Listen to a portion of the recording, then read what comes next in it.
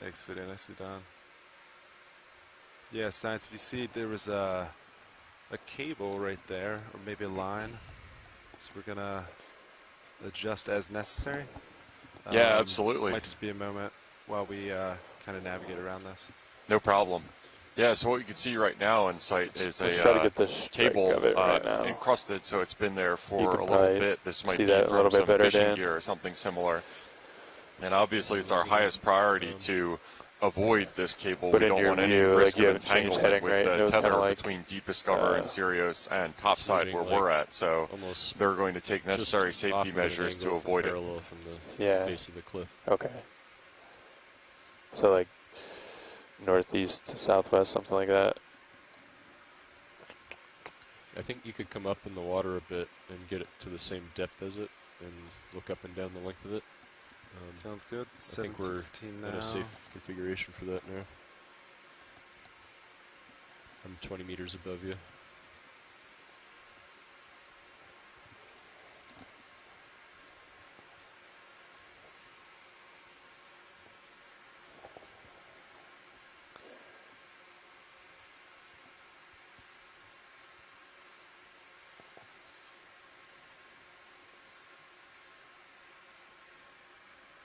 Camera's still tilted up.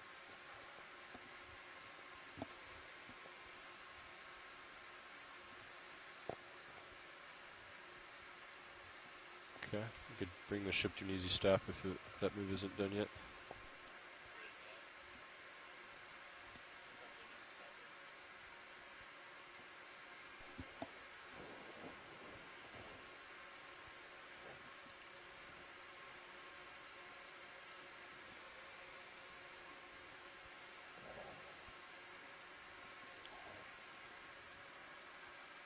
Alright, so my camera's about 0. Okay, so it's level with you right now? I'm about level, yeah.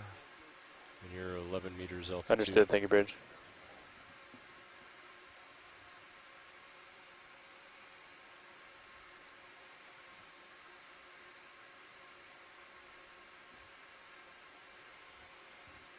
What do you think about just coming up 50? Yeah. Go ahead. I'm going to move ahead and reapproach bottom. Come up 50? Yeah? Or, yeah, 50 meters off bottom. Stand by one, Bridge. We just do like a 50-meter move ahead. So if that's going like, it's probably coming off of a high point down to the southeast of us, and it's like running. So I apologize for my relative quiet on this dive right now. Our ROV pilots are assessing a suspended submarine cable that you can see in the image right now. And I'm trying because to you had it communication lines as clear as like possible. that, so right? bear with us. So I guess I would vote to move for us to just translate to the west and then go up over there. You know we're right. over it. Because then, like, if we went to the east, we'd probably see it again. Yes. You know. Okay. Does that sound good? We could saddle, to the west, like. Yeah. What do you want to do, like 50 meters or something? Something like that. Yeah. Let me. Bridge wanted to do a heading change, so let me get back with them. Sure.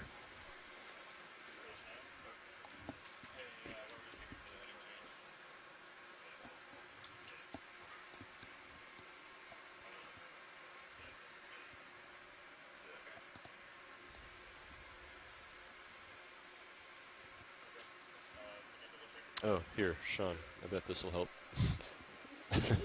Sean, are you guys okay with the heading change? Coming a little right? Yeah. Okay. Yeah, I think so. They need it, yeah. So I'm going to turn a little.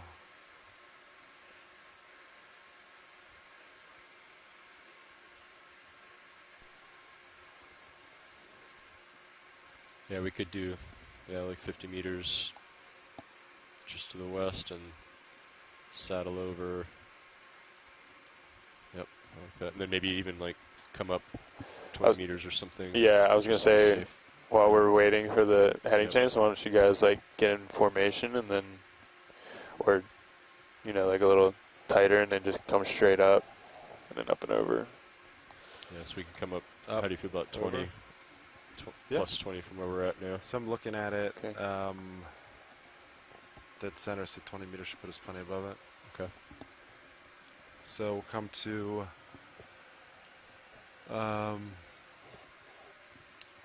Yeah, like 690 meters depth, or I can, and then you'll be a little above me. Okay. And then just do, yeah, just move ahead. How's that sound? Okay. Is still the plan? I think Chris was saying maybe go move west. to the west a little Yeah, bit. yeah. Okay. Yeah. Works for me. You want to do that now? Yeah. Okay. We're still doing the heading change. Okay. Oh, you guys are talking about coming up? Yeah. Yeah, you can do that, yeah.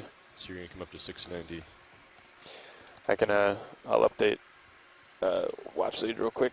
Okay. Sounds good. 690 copy. Watch lead nav. Wait for you to get up a little bit. Speaking. Hey, so we had the strike of that line approximately from the southeast to the northwest. So what we're going to do to avoid that is come up in the water column and over that line, and then move a fair distance to the west, and then reacquire bottom and head up the same way that we were, but translated to the west. How does that sound? Yeah, I'm looking at the navigation screen. That looks like a good plan to me. So we're going to be heading south once we transit a fair amount west up the wall. Exactly, yeah. We'll be heading exactly the same direction we just were, but it'll be translated maybe 50 meters to the west. Fantastic. Thanks for the update. A little faster. Sure. My camera's at 40 degrees now. Yeah, copy that. Yeah, so just a quick Came update. about If you're on the 10 line, you meters. might be surprised to see the Keep water going. column instead of the seabed. We just had a little bit of a navigation hazard in the form of what looked like maybe a fishing line or something like that was suspended across the seafloor where we were looking. Fortunately, our pilots caught it.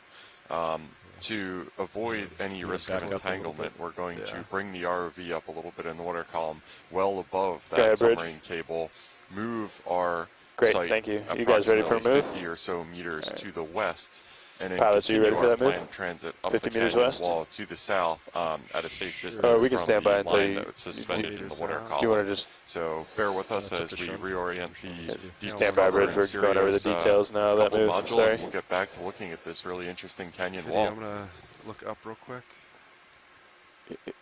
If we stay like this, you'll almost have to lateral that entire way. We could do it at 0.3 too.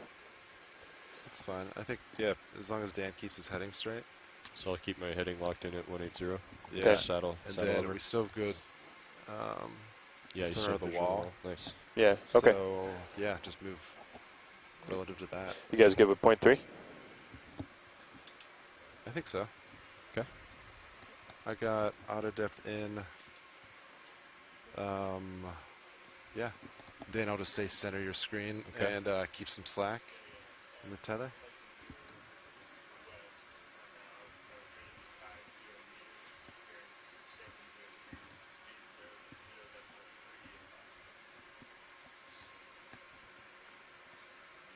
I'm going to bring in your swing arms just while we're doing this.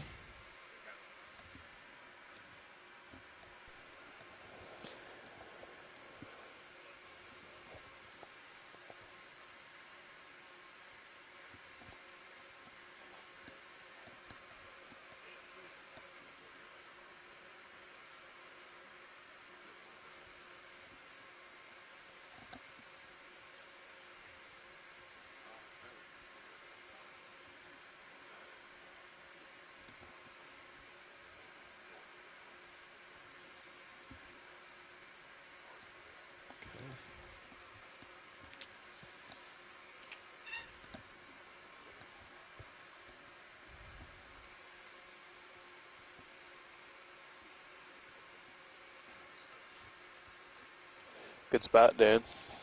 Yeah. I did not see that at all. That came up quick. Well, I think it was probably when we were messing with the rock. I think it was like right above us. Or like right in front and above. Yeah. We were kind of focused down Yeah. instead of forward. Yeah. What camera did you see it in Sirius first? Sirius, yeah. There's just like a weird, a strangely linear shaped Yeah. shadow. And I thought maybe it was just a rock ledge at first. Look at all these squid.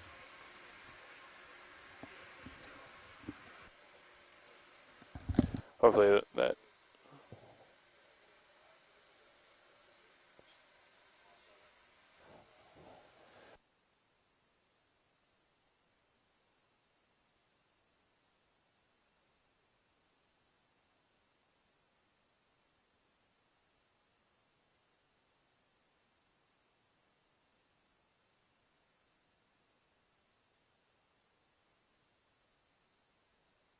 Looks like we're on the move.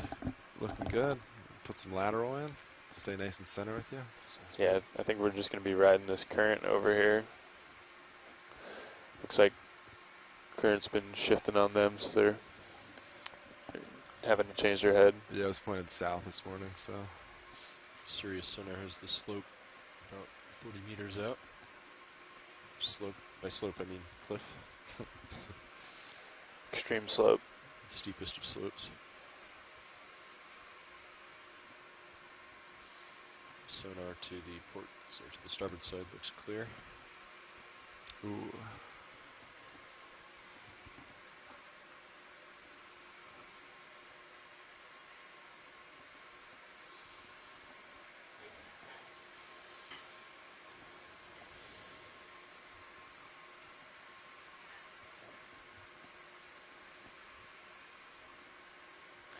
About halfway.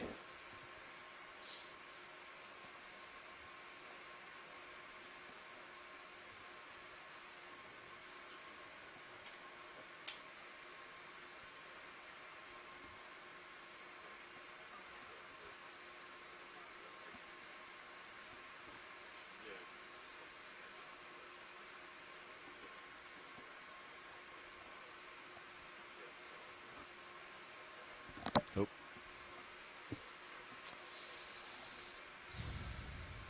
What's that? Oh. Just run themselves right into the wood chipper.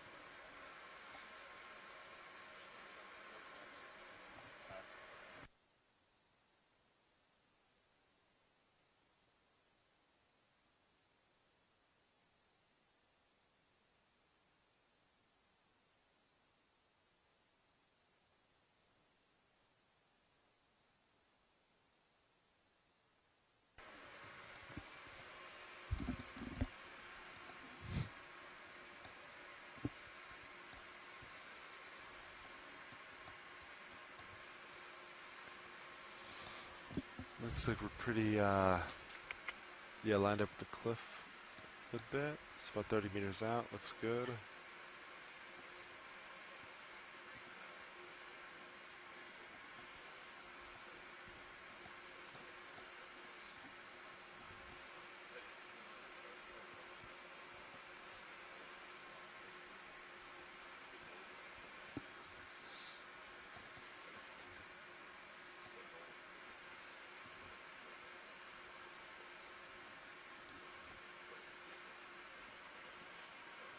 Looks like it's starting to get a little bit closer, but it's okay. Still a good distance.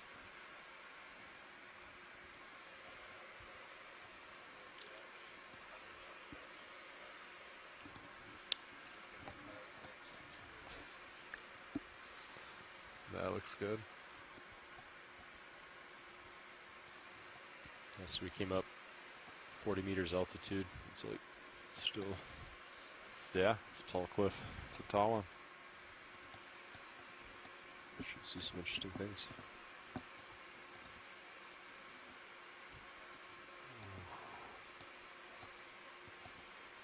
Yeah, that was really neat.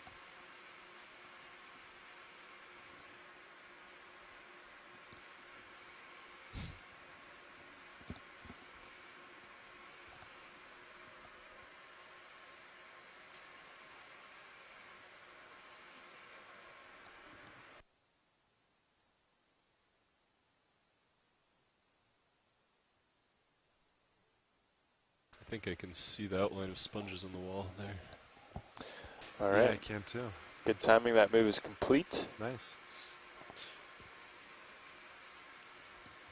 So it's what, 30, between 30 and 35 meters out from Sirius. We could move.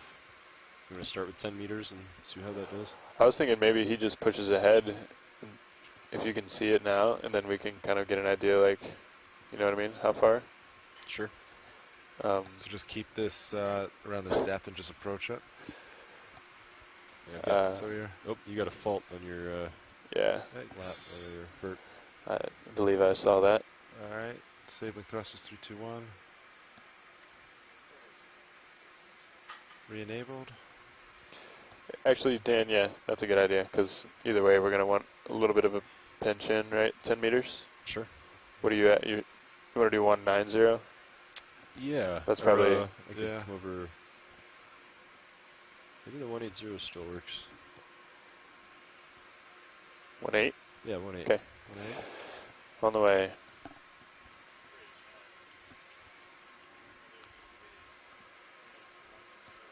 I mean, yeah, there it is.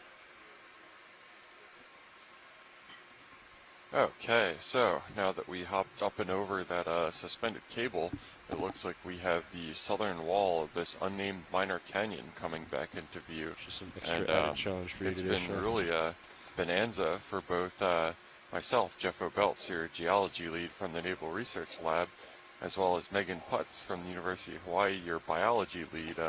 We've both been pretty happy campers on this dive because just all this steep exposed rock as well as abundant debris fields sloughed off the canyon walls have created really great substrate for a lot of the corals and anemones and associates that love this kind of hard, steep area with a nice current pumping through the axis of the canyon. Yeah.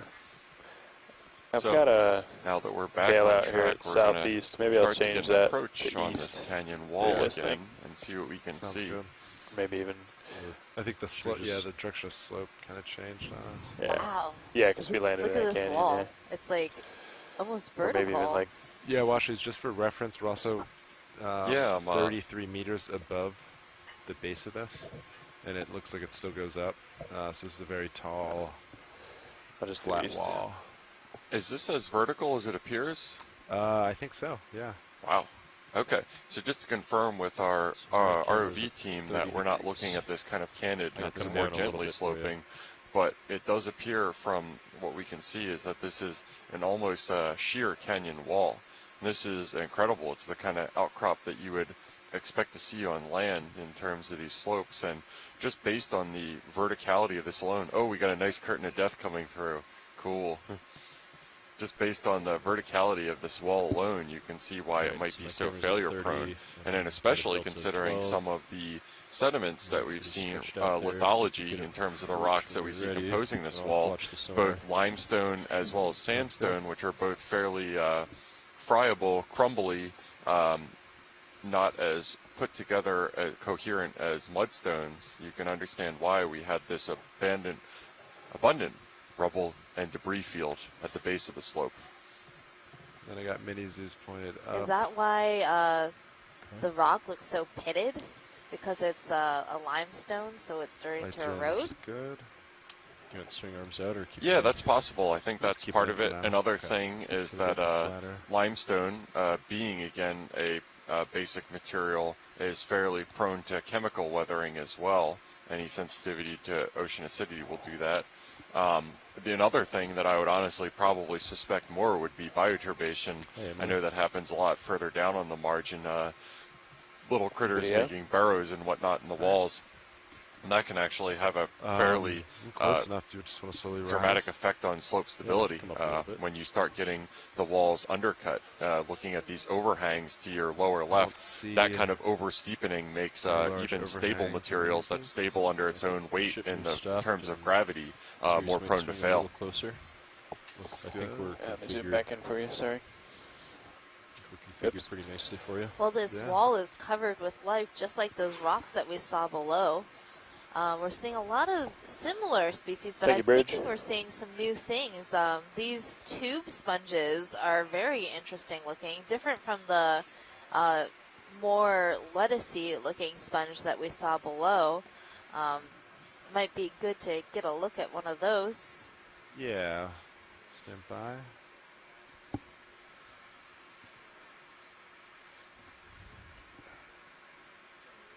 Little mid-dive exercise. Yeah. Cooper, you feel comfortable stopping for a second? Get some views?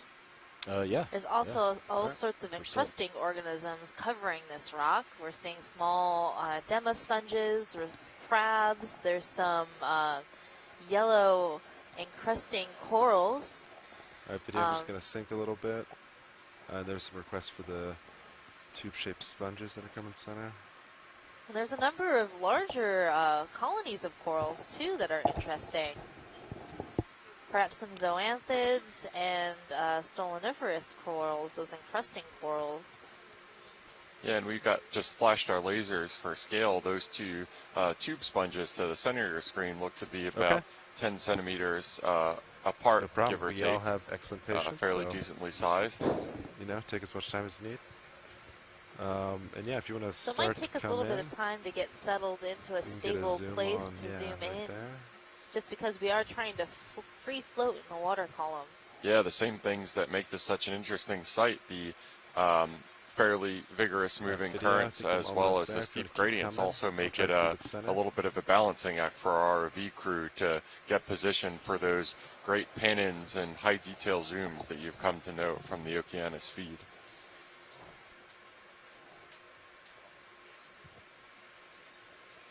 And it looks like these sponges have a fairly simple body plan. They have one osculum each, as opposed to the ruffly sponges that we were looking at earlier, those foliata that had a large number of them.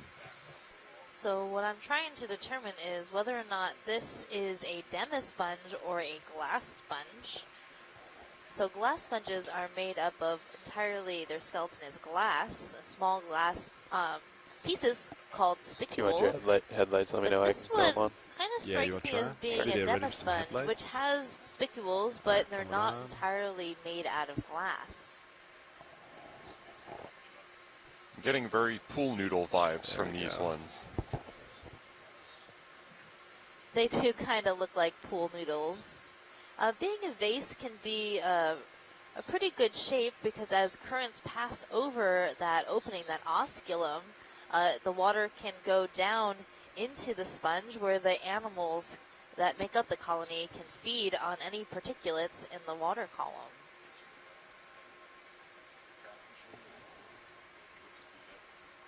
And we're seeing some small brittle stars and amphipods associated with these sponges. That video might have kicked up a little bit of dust. That's what you're saying.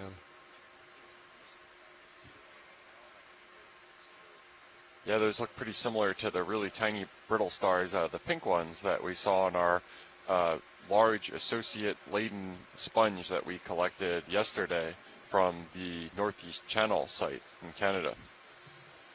So one easy way That's to be able to Maxim. tell if it was a demisponge or a glass sponge would be to look at the spicules underneath the microscope. So you would dissolve away some of the tissue so you can actually look at these little tiny fragments that make up the skeleton of the sponge. Video dust is clearing up. Anything Every else sponge from this has a you'd different like? array Yeah, I of might get different another types of specimen shot. Yeah, these copy that. spicules. So The we know what glass we need. sponges have one in particular I'm at your called a disposal. hexactin, which has 6 sides. We'll just and hold that for a second. is the reason got it. why the group is called Hexactinellida.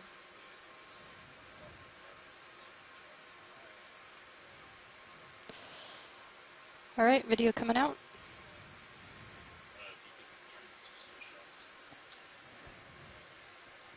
All right, science. Is that all you'd like for that? Yes, we're good on the sponge, but we'd like to check Ooh, out let's some hold of that those for a second. corals to the left. Yeah. Copy that. 1 second, science. Be right there. As far as just the general area of I just got this what I rock needed. and Thank you. the geologic context that we're looking at here, Robert Carney, who is emeritus, I believe, at Louisiana State University, where I did my PhD, is chimed in the chat room and is saying that the rock is a very complex horizontal structure, and it's possibly one of Arnold Boma, who was a real pioneer of sedimentary geology and sequence stratigraphy, identifies it as a Flysch sequence, F-L-Y-S-C-H, which is a term for a sequence of sedimentary rock layers that go from the sort of deep water marine environment that you would expect to see, which would be alternating hemipelagic and turbidity flow deposits, to more shallow water shales, which are mudstones, and sandstones, which are obviously composed of sand. And that happens when a deep basin forms rapidly on the continental side of a mountain building episode. Thank you, pilot. The corals that we're looking at here are 2 different All right, I'm kinds going to of pass coral. off co-pilot to Andy. He's I can aware of all of actually our look at the polyps of both kinds of coral right next to each other to see how we tell the difference between different kinds of coral. So on the right side, that lighter white coral is a type of bamboo coral. And what really stands out about the polyps here is the intertentacular spines, and the sclerites that are on the polyp body. So those are those darker, brighter color white in between the tentacles of the coral. And then on the left side, we're looking at a primnoid coral. Primnoid coral polyps are pretty distinct with having these scales along the polyp body. So you can see how it looks like fish scales almost amongst the along the polyp's body, and up near the tentacles there are little scales in between those tentacles. And right in the middle center screen is a great modeling shrimp. It's showing us its pretty red highlights. Another fashion-forward shrimp of the deep sea. So this shrimp is a caridid shrimp. You can ID them based on looking at the tail of the shrimp and looking at the pleons. Those pleons are those sections along the tail. So if you've ever opened a shrimp, you notice that there are these distinct sections that you can peel away. So those are the pleons. And the caridid shrimps have the second pleon overlapping both the first one in front of it and the third one behind it.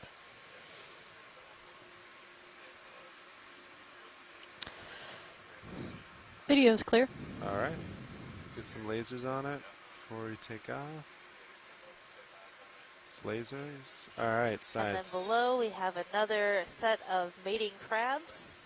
Right there. Anything else in view you'd like views on science? Giving us a little wave. Hi, crab. I think they don't like us spying on their activities. Yeah, it was an accidental peek. I think we can leave them alone. Very understandable. Oop. Oh, and it looks like we have another crab descending very rapidly down the rock wall and falling right on top of the mating couple. That is probably even less appreciated than us passively observing from a deep discoverer. A little bit of ink.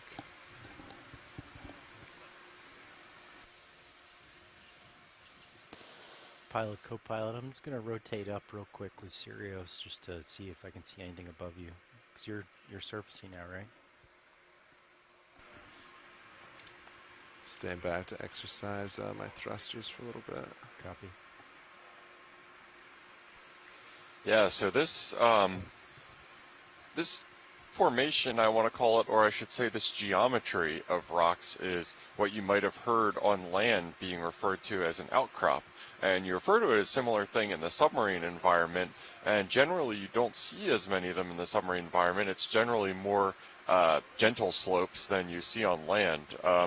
But whenever geologists get a chance to look at an outcrop, they jump at the opportunity to do so, because a vertical or near vertical exposure of a rock wall will give you a bottom-up kind of representation of the depositional history of an area. So it's a really efficient way to be able to kind of get a first-order perspective from looking from lower, which is generally older material in not tectonic areas, to higher, which is stuff more recently deposited, to get an idea of the history of an area. So it's a little harder in this region, obviously. There's a lot of incrustation and sedimentation, which doesn't quite let the rock face be exposed. Obviously the same thing happens on land, but it's greatly preferable to kind of a more gently sloped area where if you wanted to get an idea of an outcrop, you would either have to make your own from taking a core sample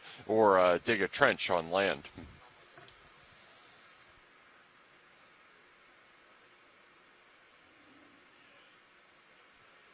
So vertical slopes like these can be a little more difficult to survey with the ROV. We have to make very slow moves just because there could be overhangs in areas that could be dangerous for the ROV. So we need to watch out and keep our eyes open as we make our way up. So our ascent along this slope will be a little bit slower.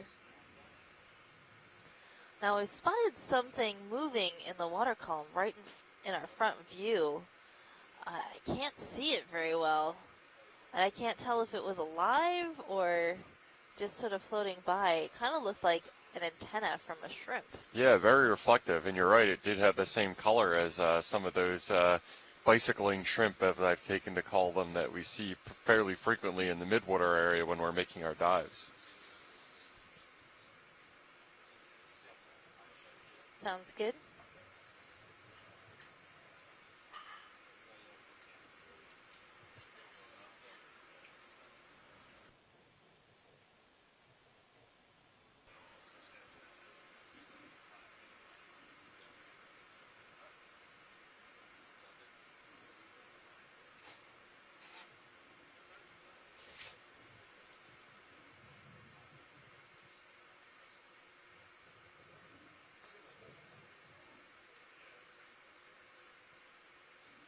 So if you're just joining us, this is Dive 5 of the Deep Connections Expedition of 2019, exploring Atlantic canyons and seamounts of the United States and Canada. We started our expedition in Halifax, Nova Scotia, and explored for the last 4 days along the Scotian Shelf in Canadian waters, diving in canyons and some suspected sponge grounds.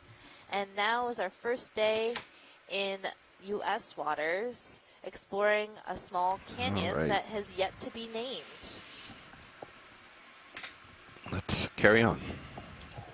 So there are 3 undersea canyons within this area that we'll be going to in a few days' time within the northeast. I was thinking about rotating up real quick, Pilot, just see if I can get a better view of anything above you. Northeast Canyons and Seamounts Marine National Monument, but this canyon lies outside that area. You guys already got all the same updates I did, but just one note that I don't think we covered was bailout.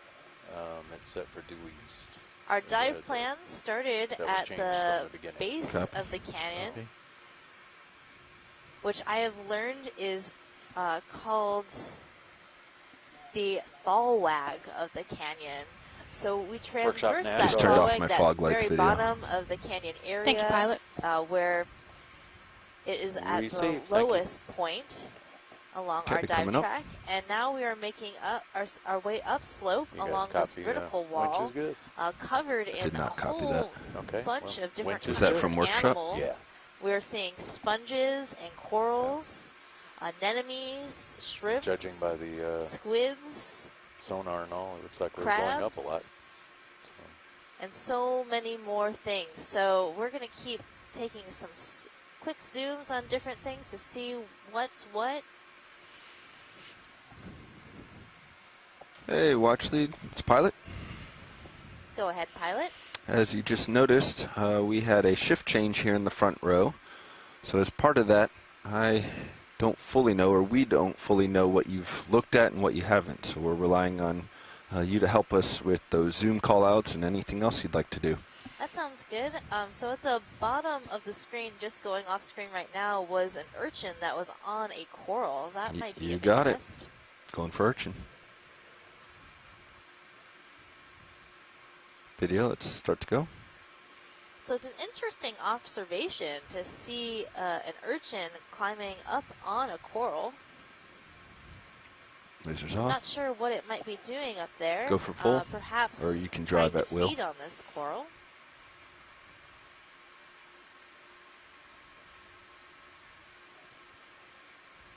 The coral that it's on is a type of primnoid coral known as primnoa.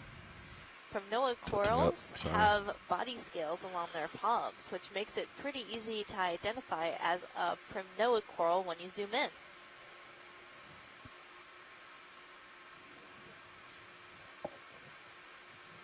Also on this coral associated with it are numbers of shrimp. We've seen these shrimp throughout the dive, seems to be pushing me out down. on rocks Sorry about this. and Watch coral video. branches.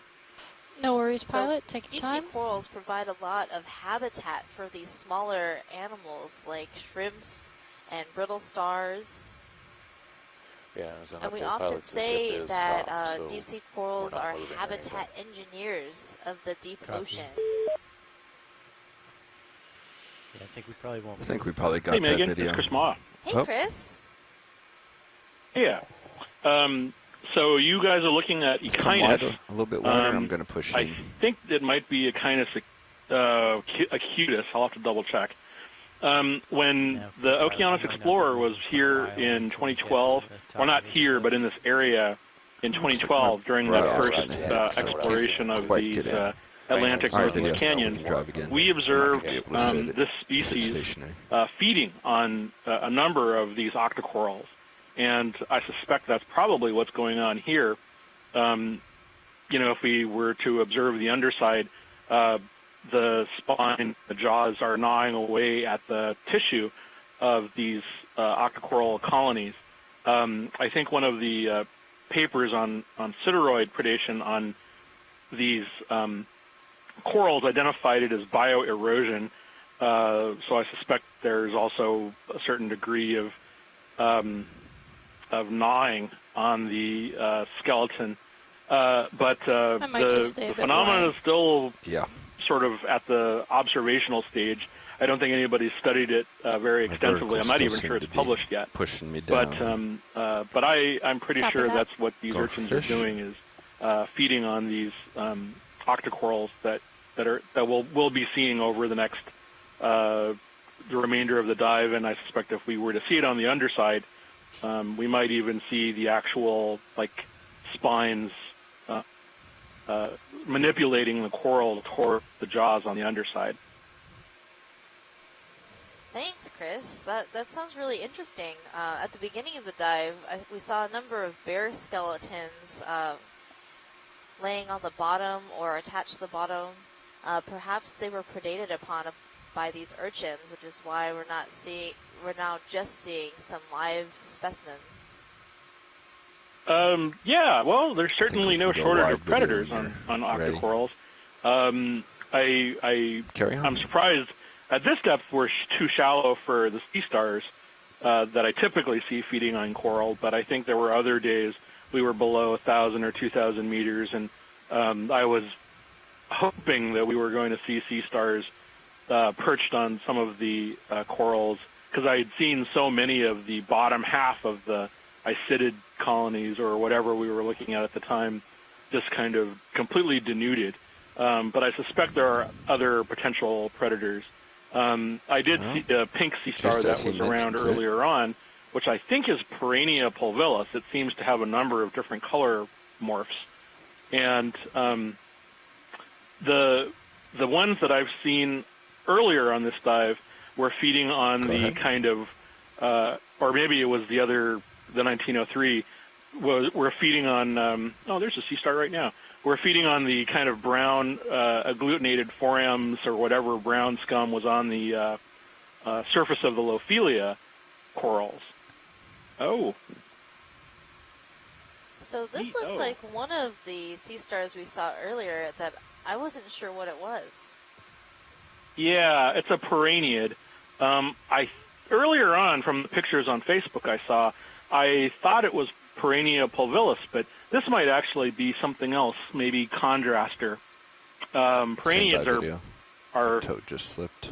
Difficult from a distance because the surface is covered with a fleshy skin, and oh wow, look at that! Its disc is humped over the bottom of this coral. So, okay, so other perenniids have been seen feeding on corals.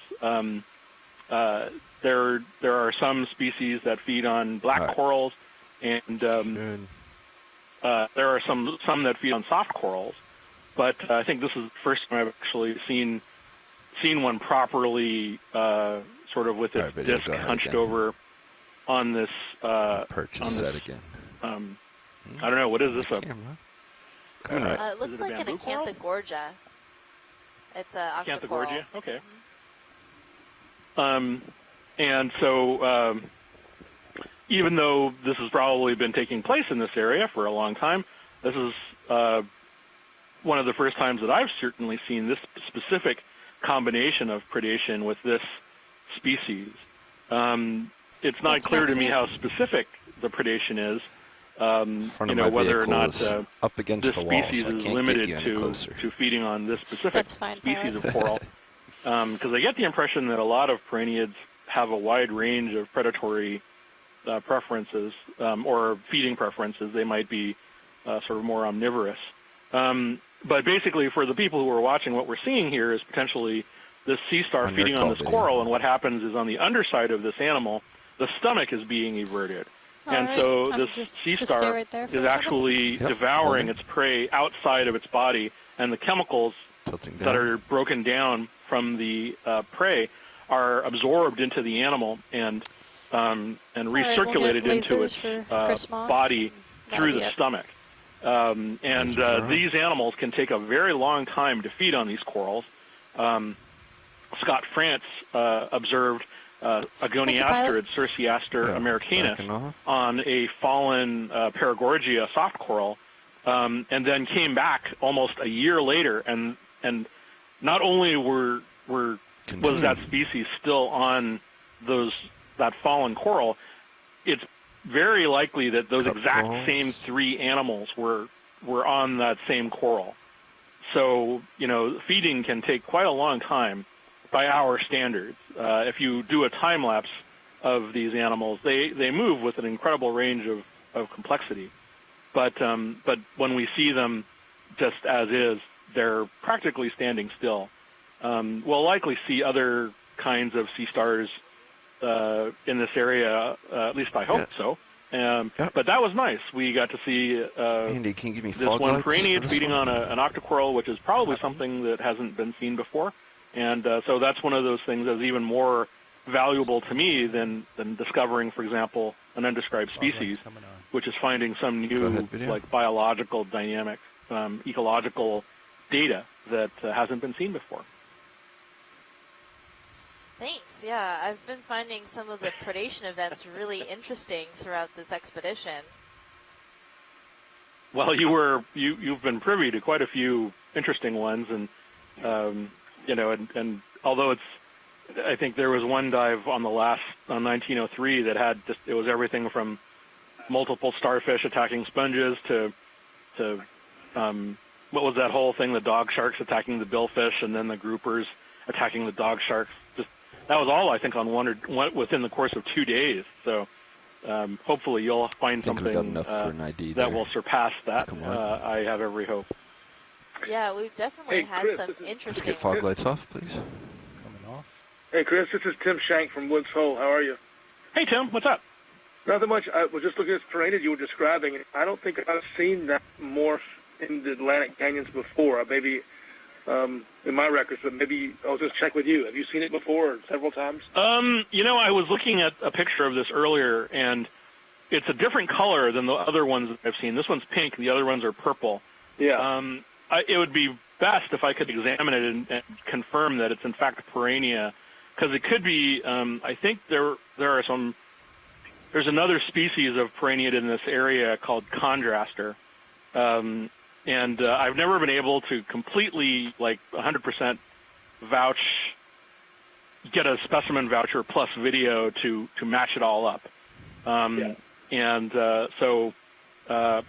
the papula patterns on these animals resemble the ones that I've seen in situ imagery of.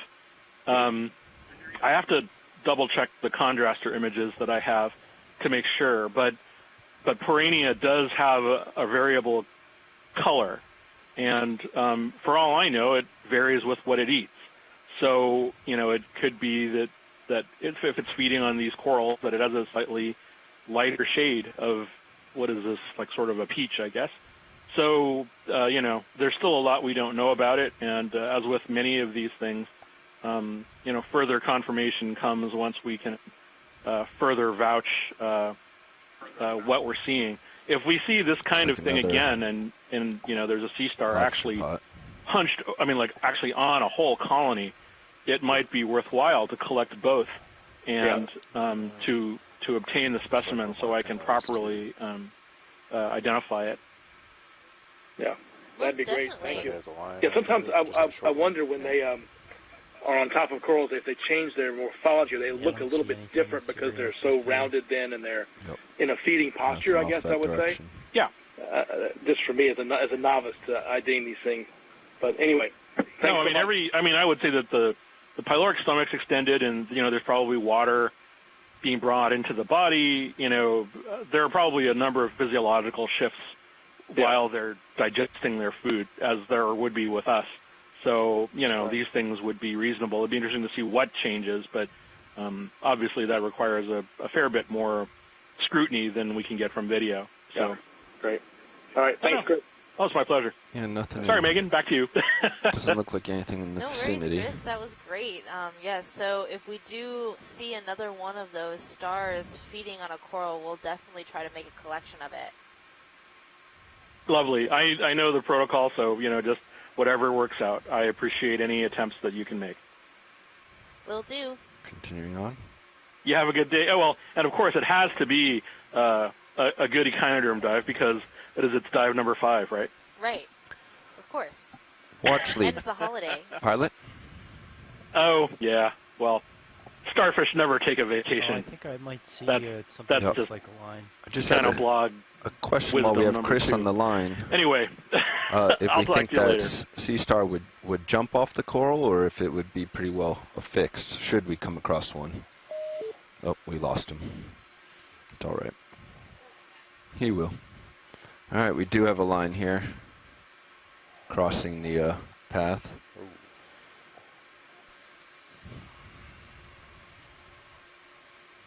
Backing out. So we have another line crossing in front of where we were going to survey. We need to back up, make sure that it's safe to proceed. So hold on, everyone. Is it kind of going along we're the wall? just going to looks like it. Survey this a little bit before we move on.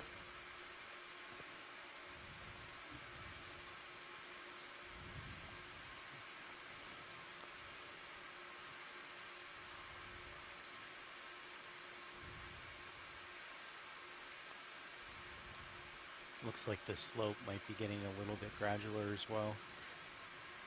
More gradual. So now I'm over 25 meters away.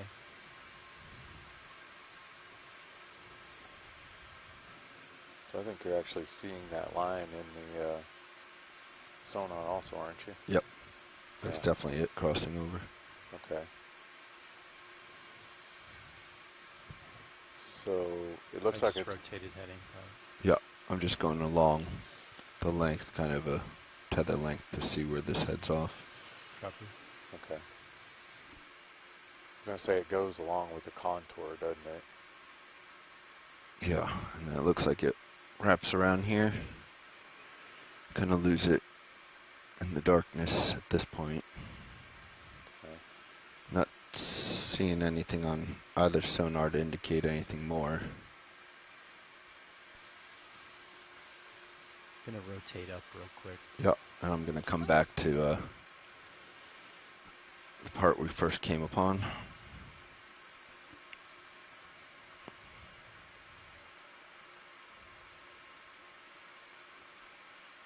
So we definitely got lines spanning here.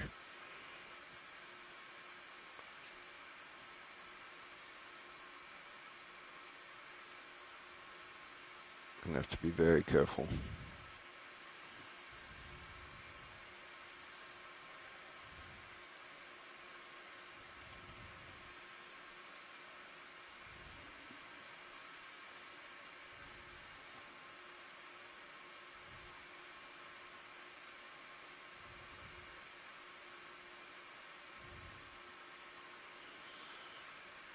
All right.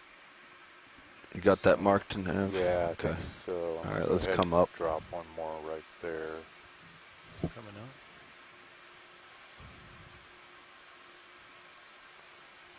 Actually, you can hold your position for now.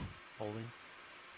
Kind of want to get up to your depth, and then we'll push forward.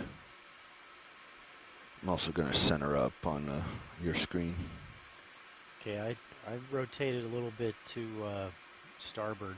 So I'm not headed at 180 anymore? Yeah, let's square you up on the wall based on sonar, so it looks like you need to come to port some. Okay. And now you can raise up a little, if you'd like. Coming up and centering up on the wall.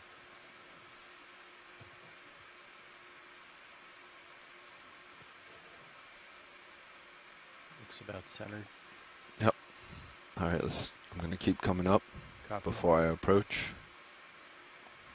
All cameras look good. Nothing ahead.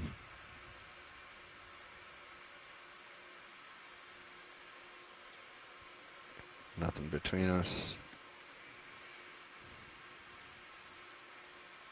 All right. We're going to do just a quick check, make sure there's nothing in this area, and then we'll push back to the wall.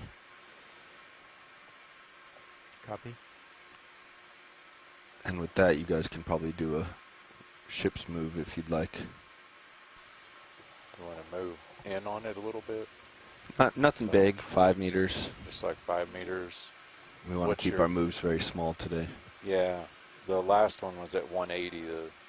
Where you are there, I believe. Yeah, I'd say either that or maybe just a tiny bit more, like 183 or something like that. 183. All right, I'm clear to at least approach these corals, so that's what I'm going to do. Okay. I'd like you to be a little bit closer so that we can get your light pool above me, looking for lines. 5 meters? Let's just start with 5. Okay. We're shallow. They'll move. It'll happen fast.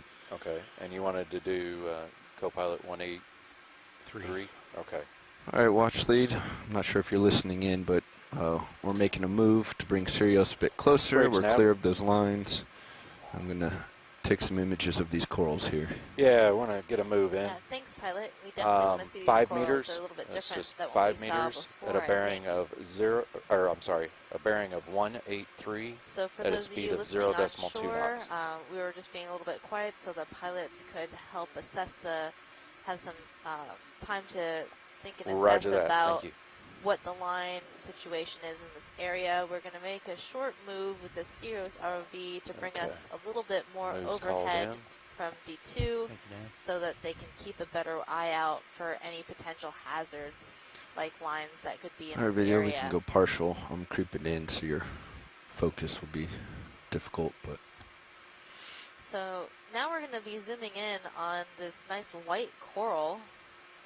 Looks like something we haven't seen yet today, a type of Paragorgia or bubblegum coral. And it's covered with these small shrimps. So corals are habitat engineers of the deep sea. They create these great little habitats for a bunch of different invertebrates such as shrimps, brittle stars, crabs, swat lobsters, Sirius is almost moving with the ship. and others. We also Based saw on a few sonar. fish hiding in and amongst the lower branches of some of these larger corals. And as we get closer, you can see why we might call it a bubblegum coral. It has a sort of bumpy, round texture, and at the end of the branches are these round balls covered in polyps, kind of looking like bubblegum balls. Video co-pilot. Go ahead, co-pilot. Is there any way you could at least So this is a very temporarily cool see looking if you can lighten the Paragorgia video? I know it would distort the octocoral. color. You mean on... On Sirius. On Sirius. Yeah. Okay, one moment. Thank you. How's that? That's great. Thank you.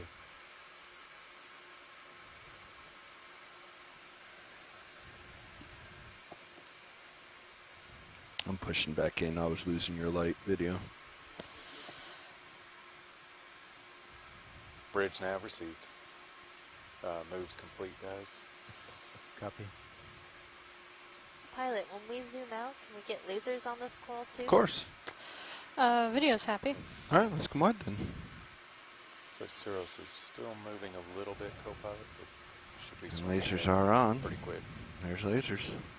So in Copy the view, you can see these 2 red dots. Those are our lasers. They help us measure the size Not of sure we can get the different whole things that thing we're in one seeing. shot. So those lasers are 10 centimeters or 4 inches apart. So this is a very Going through large this coral, larger base than here. a meter. And This bright pink there we go. coral, I About believe, 10 is centimeters wide. also a type of Paragorgia coral, but of a different species. Okay, lasers are off.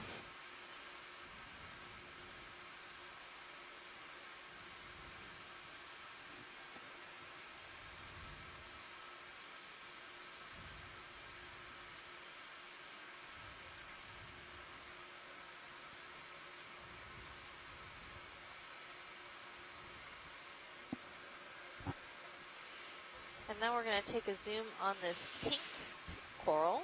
All right, video, you're up. A type of Paragorgia. And it has a number of associated organisms as well. I think what we're seeing is a type of basket star, that yellow jumble of arms that are all coiled up.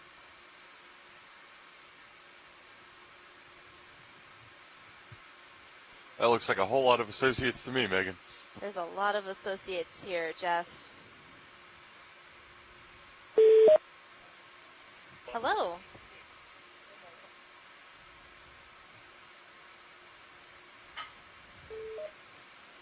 Hi, this is Mary Wexton from Texas A&M signing in. Hi, Mary. Do you know what kind of shrimp these are? Hi, this is Mary Wexton from Texas A&M signing in. There's definitely Plesionica, but I'm not sure which species, and I'm pretty sure that it's the same ones that you saw on that last expedition. But the trouble is you have to count the spines on the top of the head spines, and that's tough to do from a photo.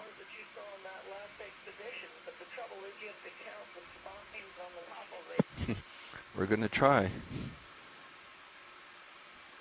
Well, sometimes if the shrimp will cooperate, we might be able to get a good enough image to see how many spines. I'm seeing, 1, 2, 3, 4 spines before the rostrum. Well, be advised, I think there might be a coral above you. Overhang, okay. Noted. Well, I'll have to go get my book, so hang on for a while. We've been seeing this shrimp all over the place, so we will definitely see it again if I were to make an educated guess. Yeah, they are all over the place like gangbusters. And you're ready, video. I just got back from lunch, Megan. What kind of coral are we looking at right here? Some partials and then a full wide. wide. Coral. Genus Paragorgia, and then in the branches we're seeing these really also cool, be advised, I said to the other pilot, our controls are a little wonky today. Nothing mission critical, but if you see some jumps in brightness, I'll know who to blame. Just kidding. Sub-branches multiple times. Understood. Thank you, pilot. Yeah, that's really distinctive. At first, when I was looking at it, I thought it was similar to the entwining basket stars that we've seen before, but none of those had those distinctive branching arms that make it look more like a root than it does. All right, let's float up. Oh, and it looks like we're on see what's above us. It's a little bit hard to tell from the incrustation. I think you missed it. But it does appear to be some sort of sandstone. I keep on looking at the sponges thinking that they're individual clasts or cobbles to try to get a sense of the grain size. But yeah, the sponges just make it really hard for me to tell the grain size distribution in this rock to determine whether it is a sandstone or something similar. From coloration alone, that's what it looks like, but can't confirm. All right, continuing on. And as usual, it looks like our mapping lead, Mike White, picked us out a great site. This is just these sheer rock faces. This is the one you were seeing. Provide Andy. a treat for both of us. That's right in front of us now. I was thinking it was this white one. Our original dive plan was on a much shallower slope within the canyon, and we decided yesterday during our dive planning call to move it to this sloped area that had much steeper slopes, and in our data it looked like the slopes were about 30 degrees, but beige coral here? in real life these slopes are almost vertical. Let me creep in on it. That's right, Megan, and see if I can get you a the little reason closer for that to